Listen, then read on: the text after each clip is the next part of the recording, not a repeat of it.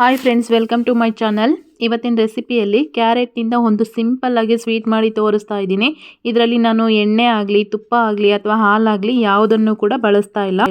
ಈ ಸ್ವೀಟ್ ಮಾಡೋದಕ್ಕೆ ಅಂತಂದೇಳಿ ನಾನು ಒಂದು ಅರ್ಧ kg ಅಷ್ಟು ಕ್ಯಾರೆಟ್ ತೊಗೊಂಡು ಈ ರೀತಿ ಕಟ್ ಮಾಡಿ ಇಟ್ಕೊಂಡಿದ್ದೀನಿ.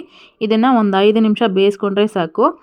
ಅದು ಜಸ್ಟ್ ಹಿಂಗೆ ಮುಟ್ಟಿದರೆ, ಹಿಂಗೆ ಕಟ್ ಮಾಡಿದರೆ ಕಟ್ ಆಗಬೇಕು, ಅಲ್ಲಿವರೆಗೂ ನಾವು ಬೇಯಿಸ್ಕೊಂಡ್ರೆ ಸಾಕಾಗುತ್ತೆ. ಒಂದು ಕುದಿ ಬಂದಿದೆ, ಈಗ ನೋಡೋಣ ಯಾವ ರೀತಿ ಬೆಂದಿದೆ ಅಂತಂದೇಳಿ. ಈಗ ನೋಡಿ, ಈ ರೀತಿ ಜಸ್ಟ್ ಅದನ್ನು ಕಟ್ ಮಾಡಿದರೆ ಕಟ್ ಆಗಬೇಕು ಸ್ಮೂತಾಗಿ ಅಷ್ಟೇ. ಈಗ ಇದರಲ್ಲಿರ್ತಕ್ಕಂಥ ನೀರೆಲ್ಲ ತೆಗೆದುಬಿಟ್ಟು ಅದು ತಣ್ಣಗಾದಮೇಲೆ ಒಂದು ಮಿಕ್ಸಿ ಜಾರಿಗೆ ಹಾಕ್ಕೊಂಬಿಟ್ಟು ಅದ್ರ ಜೊತೆಗೇ 1-2 ಸ್ಪೂನಷ್ಟು ಕಾರ್ನ್ಫ್ಲವರ್ ಹಾಕಿ ಈ ರೀತಿ ಸಣ್ಣದಾಗಿ ನಾವು ಪೇಸ್ಟ್ ಮಾಡ್ಕೋಬೇಕಾಗುತ್ತೆ. ನಾವು ರುಬ್ಬಬೇಕಾದ್ರೆ ಯಾವುದೇ ಥರ ನೀರನ್ನು ಸೇರಿಸೋ ಹಾಗಿಲ್ಲ. ಈಗ ಸ್ವಲ್ಪ ಫುಡ್ ಕಲರನ್ನು ಸಮೇತ ನಾನಿಲ್ಲಿ ಹಾಕಿದ್ದೀನಿ.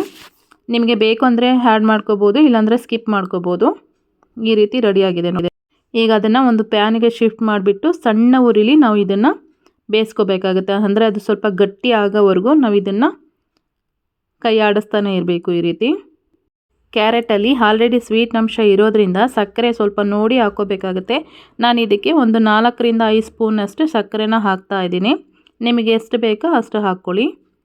ಇದನ್ನು ಹಾಕಿದ್ದಾದಮೇಲೆ ಒಂದು 5-10 ನಿಮಿಷ ನಾವು ಸಣ್ಣ ಉರಿಲಿ ಈ ರೀತಿ ಕೈ ಆಡಿಸ್ತಾನೆ ಇರಬೇಕು, ಇಲ್ಲಾಂದರೆ ಗಂಟಾಗಿಬಿಡುತ್ತೆ ಅದು.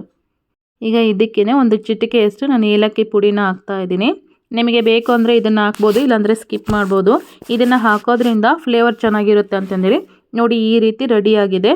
ಇದನ್ನು ಸ್ವಲ್ಪ ತಣ್ಣಗಾಗೋದಕ್ಕೆ ಬಿಟ್ಟು ಆಮೇಲೆ ನಾವು ಉಂಡೆ ಕಟ್ಟಬೇಕು.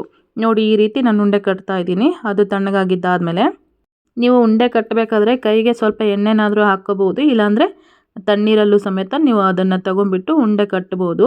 ಕೈಗೆ ಅಂಟ್ಕೊಳ್ಳಲ್ಲ. ಅದು ಎಲ್ಲ ಉಂಡೆ ಕಟ್ಟಿದ್ದಾದಮೇಲೆ ಈ ರೀತಿ ಕೊಬ್ಬರಿ ಪುಡಿನ ಗಾರ್ನಿಷ್ ಮಾಡ್ತಾ ಇದ್ದೀನಿ. ನೋಡಿ, ಇದು ಸ್ವಲ್ಪ ಡ್ರೈ ಆಗಿದ್ದಾದಮೇಲೆ ನಾವು ಇದನ್ನು ತಿನ್ನಬೇಕಾಗುತ್ತೆ.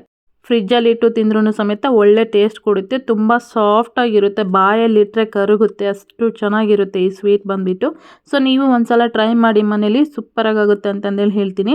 ಹಾಗಾದರೆ ಇವತ್ತಿನ ಈ ವಿಡಿಯೋ ನಿಮಗೆ ಇಷ್ಟ ಆಗಿದ್ದರೆ ಈ ವಿಡಿಯೋ ಶೇರ್ ಮಾಡೋದನ್ನು ಸಮೇತ ಮರಿಬೇಡಿ. ನೀವು ಇನ್ನೂ ನಮ್ಮ ಪೇಜನ್ನು ಫಾಲೋ ಮಾಡ್ತಾ ಇಲ್ಲ ಅಂತಂದರೆ ಈಗಲೇ ಫಾಲೋ ಮಾಡಿ. So thank you.